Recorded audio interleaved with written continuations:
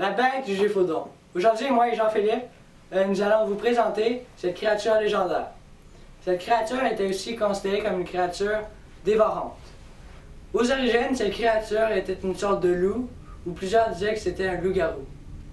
Cette bête serait aussi considérée comme un tueur en série. Au cours de cette période, deux candidats ont été considérés comme la bête du Gévaudan. La deuxième à être tuée a été tuée par Jean Castel, un simple paysan. Après l'avoir tué, il n'y eut plus aucun accident mortel dans cette province. Donc, nous avons considéré que la bête était morte. La bête du Gévaudan a causé plusieurs séries d'attaques, qui eux-mêmes ont causé de 88 à 124 morts. Peut-être même plus. La bête tuait femmes, hommes et même enfants. La bête du Gévaudan était sans pitié avec ses victimes. Elle les déchiquetait, les mettait en lambeaux et ensuite les cachait.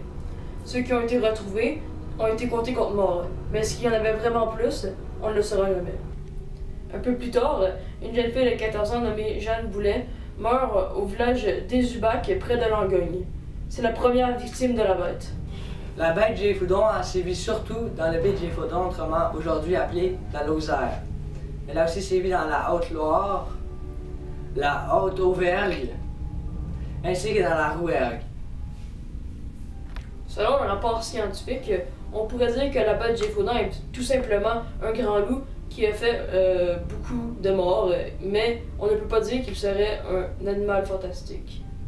La bête est très populaire, donc elle a été reprise dans une série assez connue appelée Teen Wolf.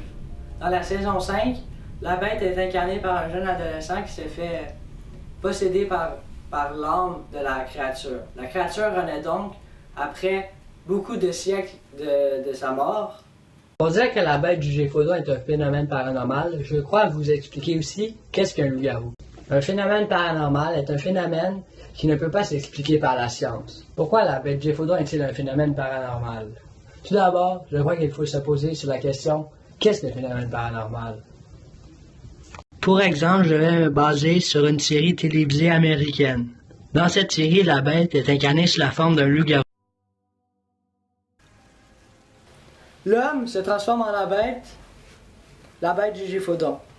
Ici, c'est le combat final entre Jeanne Chastel et la bête, dans la forêt. Elle se dirige pour accéder à sa lance afin de tuer la bête, car la bête peut juste mourir avec une âme en fer. C'est alors qu'elle transperce la bête. C'est donc le moment où la bête meurt dans la vraie histoire. Ensuite, la bête se retransforme en humain